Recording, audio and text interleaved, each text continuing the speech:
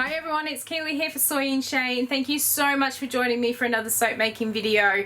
I am in love with this soap. This is another one of those design ideas I've had floating about in my head for quite some time and knew I had to do it with this particular gemstone. We are working with a Rainbow Moonstone today and it is so pretty. It's been really hard for me to actually capture the light of it because I'm working mainly under my studio lights and we have had a really dull grey overcast week this week, so it's been really hard to actually find some sun to show how stunning these gemstones actually are.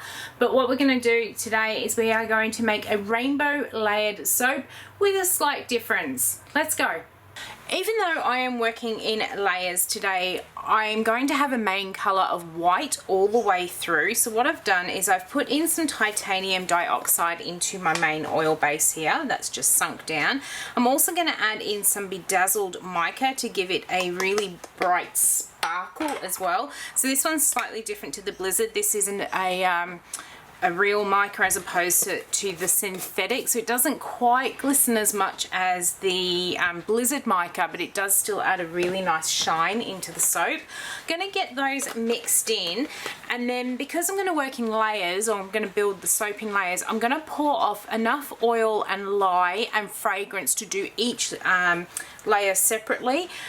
This fragrance oil I'm going to be using today, this is another one of the iLux fragrances, and this one is Sparkling Rain. It's got notes of water lily, violet leaf, bergamot. It's got a rain accord to it and sandalwood. Now I was really worried. I really love this fragrance. It's got that sort of bubbly iridescent smell to it, but I was also very concerned that this one was going to rise and accelerate and misbehave something chronic. So I actually did do myself a little tester. I poured off 50 grams worth of soap and I made myself a little tester. Really pleased to say it didn't have any colorant in it, but it behaved really well and it's produced a really nice little bar of soap there, and it does smell really good as well. So I, for once, actually did a tester. I'm going to get this color mixed in, then we'll split it up. So I don't normally test my fragrances, and the reason is because I find that fragrance oils behave differently according to what the weather is doing. It behaves differently in different colors. So a fragrance oil may remain nice and fluid in white but accelerate in blue, and your yellow may still be really nice and fluid as well.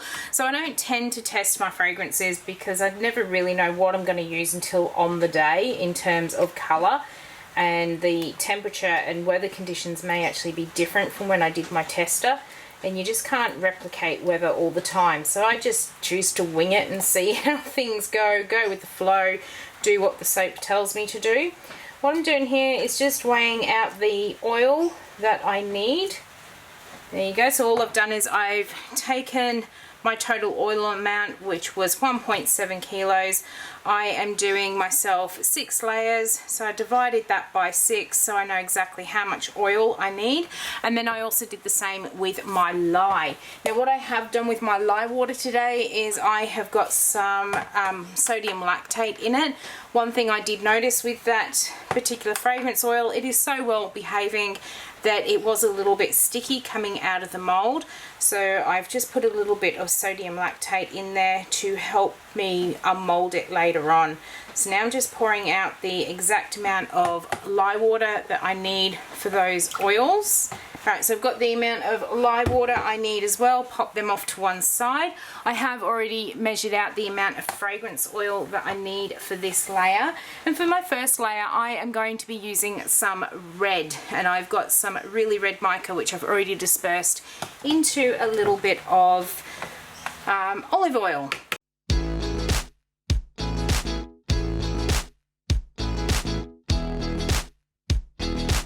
So my colours are going to come out a lot more pastel than what they normally would in a rainbow colour because I've added that white, but I really wanted to have that same level of white the whole way through this soap.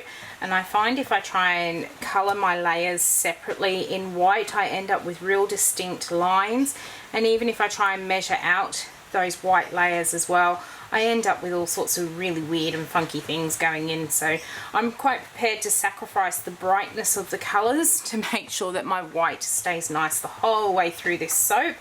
So I've just mixed in that that red. Now usually this one actually benefits from being stick blended, so I'm going to do, no, I'm not going to do that because I don't want to get my stick blender dirty. I want to just be able to keep using it for each of these white parts. Oh, it smells so good, nice and sparkly and bubbly. So what we're going to do is pour the red as a drop swirl into my pot here. Don't need to save any of that back, so I'm going to clear it out so it makes cleanup much easier. Grab our mold and we can just pour that first layer in. Alright, so while I wait for this layer to set up, what I'm going to do is go ahead and measure out the oils and the lye I need for the next one. I'm going to measure out my fragrance and also mix up my colours, but I'm going to clean out these pots. So I'm going to make sure we get all this red off here. I'm just trying to eliminate how much washing up I need to do because I'm getting low on containers at the moment. So all I've got here are some old rags, and I'm just wiping out all of that soap with them. And then I've got a separate bucket that I put all of my soap rags into, and then once that bucket gets all filled up, I throw them all through the washing machine separately to anything else. And the soap that's actually on these actually helps to clean them up. One thing I've realized I say a lot on camera is actually, and I'm trying so hard to stop it, and I've just realized I've said actually 2 or 3 times in that one sentence. Right, so we've got our oils done. Next one to do is our lye, and while I am measuring that out, I'll give you a little bit of information about the Rainbow Moonstone.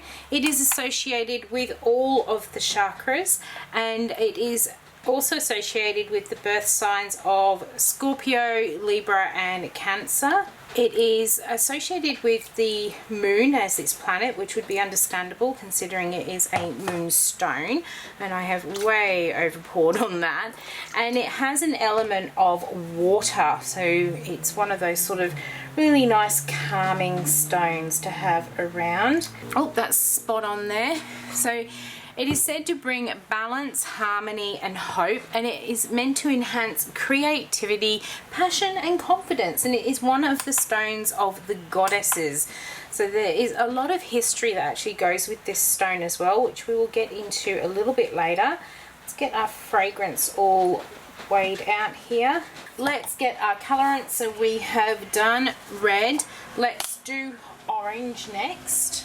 And I am actually just double checking I have got the right colors, because the last time I tried doing a rainbow of colors I got it mixed up and I had so many people tell me I'd got it wrong, and then it really bothered me. So definitely doing orange on this one. I chose to go with this sparkling rain because of that water element that goes in with the Rainbow Moonstones. Alright, let's just give that a little bit of a wiggle to get that mica to disperse in the oil. Just makes it so much easier, especially when working with small amounts like this, to get it all to combine easily. That has set up beautifully, so let's get this next layer all done up. This time around though, I think when I pour out my orange, I'm going to pour out a lot less, because that red's looking a little bit more than what I wanted. I kind of in my head have this idea of wisps of colour going through the white, so hopefully on this one we'll get the right sort of balance.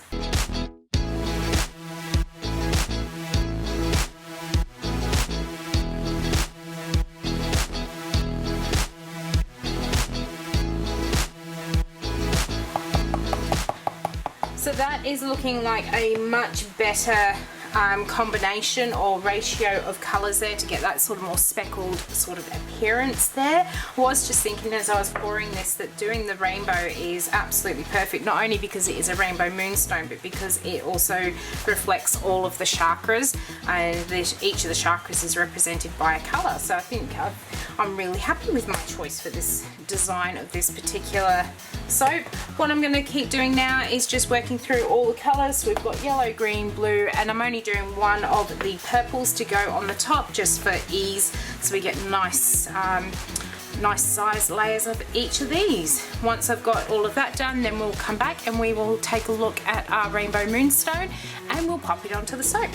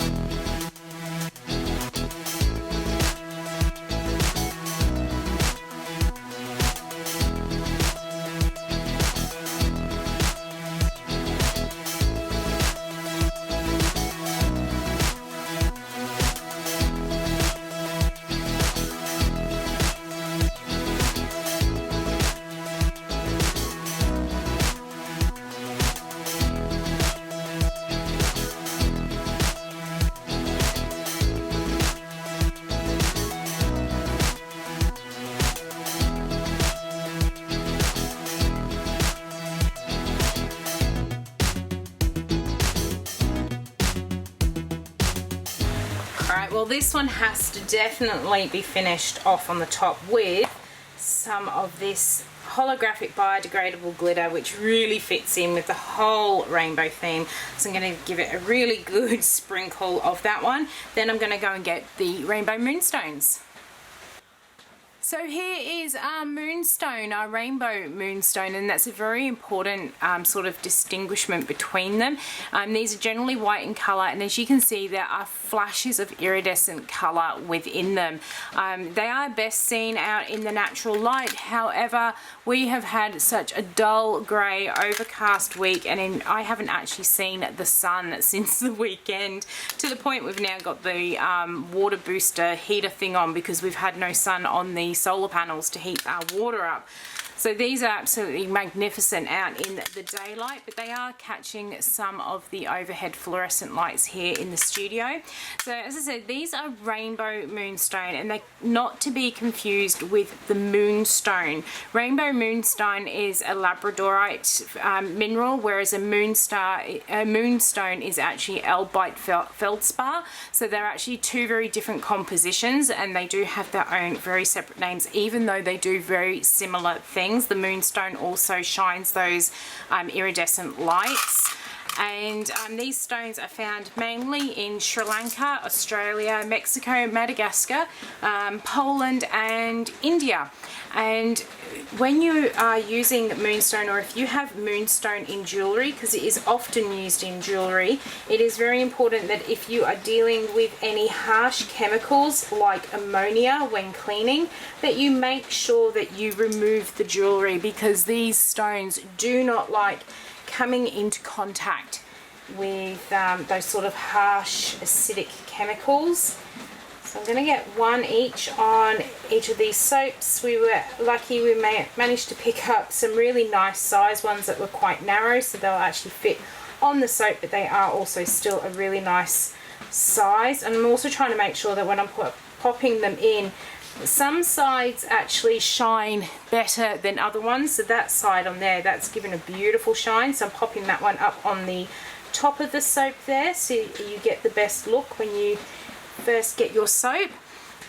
Now the Rainbow Moonstone has been used for many thousands of years. The Romans, the ancient Romans, actually believed that these were solidified moon rays because they shone so brightly out in the daylight. And both the Greeks and the Romans associate this stone with all of their moon gods, and it has been used in jewellery for thousands of years. So it's got a lot of history to it. Both the Rainbow Moonstone and the Moonstone both have all of that history to them. I'm kind of going on a winky wonky line here. There isn't too much more out there about this particular stone, but it is very well sought after. And this I think out of the Moonstone and the Rainbow Moonstone, this one would have to be my absolute favourite. So I have got almost all of those ones in. Really pleased with how my rainbow look has come up. I think the top layer is going to be a little bit wider, because when I got to the end of the bucket, I discovered some of my titanium dioxide had sunk to the bottom, and then I kind of mixed it in before I realised what I was doing. So I think the top layer is that little bit lighter, but I am really pleased.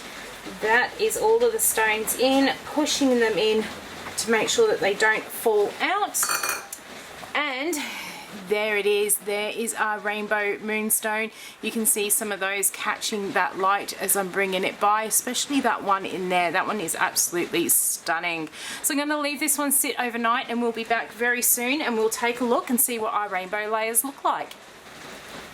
When I unmolded this, I did a happy dance. This has come up exactly as I was hoping it was going to come up. Sort of that rainbow, pale rainbow effect with all that sort of white and swirling colours. It smells absolutely amazing as well. It's a really good fragrance oil in this one. Can't remember if I did mention it in the video that I was doing yesterday, but if you are here in Australia and you want to check out the iLux fragrances, there is a referral link down in the description box. So I do get a little bit from out of it, but you also get $5 off your first order with them. So I highly recommend using the link down in the description box and going to check out some of her fragrances, because they do soap really, really well. We are almost through. Let's take a look. Alright, so I've got my tray here to pop them all onto. I'm just going to move my blind down a little bit more just to get rid of that light. And let's take a look at it. That is the inside. That is just how I envisage this to be. Almost like a tie-dye effect is what it has given. I am so happy with it. Really pleased with the colors and the layers, and those little rainbow moonstones on the top, they are absolutely stunning. Stay tuned to the end because it is actually a nice sunny day, so I will take a bar of this out into the sun and try and capture that sort of real shimmer of these moonstones out in the actual daylight, so you do get to see it. That one there does shimmer just a little bit in the sort of unnatural light here. Let's grab, these are all going to be basically the same, but we will grab the next one and take a look. I love the red. Look how swirly that red's gone in there. They're all just so, I just absolutely love how it's come together. It's one of these things, I have all these ideas for soaps that I want to create, and sometimes I just don't have the time to do it, and sometimes other people beat me to it, and I just think, oh no, I won't do it now. But this is something I've had in my mind ever since I picked up this Rainbow Moonstone. And now that I've finally been able to give it a go, I am so pleased with it. So as I said, stay tuned to the end, and I'll see if I can capture a little bit of video out in the natural daylight so you can see just how beautiful these rainbow moonstones really are. And until the next video, I hope you have a great one, and I will see you then. Bye.